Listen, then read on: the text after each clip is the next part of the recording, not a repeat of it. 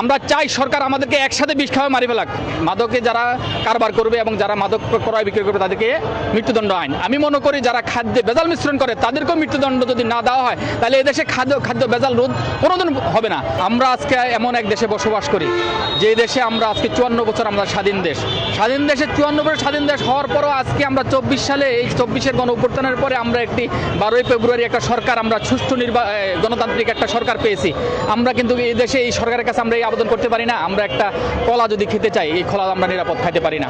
আমাদের ঘরের মধ্যে আমাদের ছেলে সন্তান আছে, আমাদের বয়স্ক বাবা মা আছে, তাদেরকে আমরা একটা আনারস একটা কাঁঠাল আমরা নিরাপদ নিয়ে যে বাবা বা মা এই আমার সন্তানেরা তোমরা এই নিরাপদ এই কাঁঠালটা খাও, এই আনারসটা খাও। একটা আনারস সাধারণত হইতে 3 মাস সময় লাগে, কিন্তু এই আনারস 1 মাসে হরমোন প্রয়োগ করে তাকে পরিপক্ক করে তারপরে তার মধ্যে ইথোপেন প্রয়োগ করে এবং পচন রোধ করার জন্য হরমোন ফরমালিন প্রয়োগ করে তারপরে মাঠে নিয়ে আসে। তাহলে আমরা কি খাবো? সরকার যেভাবে কয়দিন আগে পরশুদিন নাকি একটা আইন, কালকে নাকি একটা আইন পাশ করছে যে যারা মাদকে যারা কারবার করবে এবং যারা মাদক ক্রয় বিক্রয় করবে তাদেরকে মৃত্যুদণ্ড আইন। আমি মনে করি যারা খাদ্যে ভেজাল মিশ্রণ করে তাদেরকেও মৃত্যুদণ্ড যদি না দেওয়া হয় তাহলে এদেশে খাদ্য ভেজাল রোধ কোনোদিন হবে না।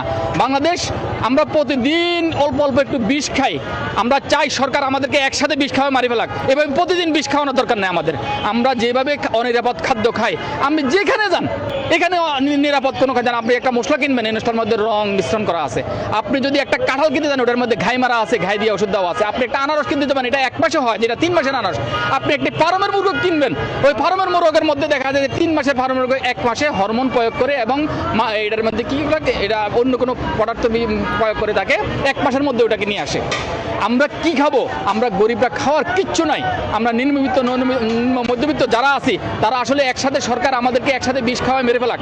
আর নয় আমাদেরকে ধীরে ধীরে এই যে দেখেন সরকার বলে যে সরকার খুব আমাদের প্রধানমন্ত্রী তারেক জিয়া বলেন যে সকল হাসপাতালে প্রায় 40 লক্ষ লোক বেড করে, মানে তাদের মানে এর থেকে কত বেশি লোক হাসপাতালে দেখা যায় আসা যাওয়া করে। 40 লক্ষ লোক শুধু ফ্লোরিং করে বলতেছে। এর একমাত্র কারণ অনিরাপদ খাদ্য। সরকার যদি এই যে যারা এই খাদ্যে ভেজাল মিশ্রণ করে তাদেরকে যদি 2-1টা যদি এরকম যদি দেখা যায় ক্রস ফায়ার বা তাদেরকে যদি মৃত্যুদণ্ড দেয় তাহলে কি হবে? সরকার এই দেশের জনগণের হাজার ডজনে দেখা যাচ্ছে যে মেডিকেল কলেজ বা লক্ষ এরকম হাসপাতাল তৈরি করার কোনো প্রয়োজন নাই। এবং দেখেন সরকারের তো ব্যয় বাড়ছে স্বাস্থ্য খাতে, জনগণের কি পরিমাণ ব্যয় বাড়ছে। আপনারা যারা এখন আছেন, আমাদের বয়সে যারা আছেন বা উপরে বয়সে আছেন, তারা দেখবেন আমরা আগে খাদ্য কিনতে যে কয় টাকা লাগতো তার চেয়ে এখন ওষুধ কিনতে তার ডবল, প্রত্যেক ফ্যামিলির ওষুধের খরচ তার চেয়ে বেশি। খাদ্য আগে এরকম মানুষের এরকম হাসপাতালে যেতে হতো না এবং ডাক্তার কাছে যেতে হতো না, এবং ওষুধ ব্যয় হতো না। এটার একমাত্র কারণ নিরাপদ খাদ্যের অভাব। আমরা একটা কলাও খাইতে পারি না এবং একটা কলা নিয়ে আমি বাসায় বলতে পারি না যে এটা নিরাপদ, তুমি খাও। এরকম আমরা আর আপেল আঙ্গুরের কথা তো দূরেই থাক। তাই আমি বলতে চাই সরকার অন্তত এটার দিকে একটু দৃষ্টি দেখ।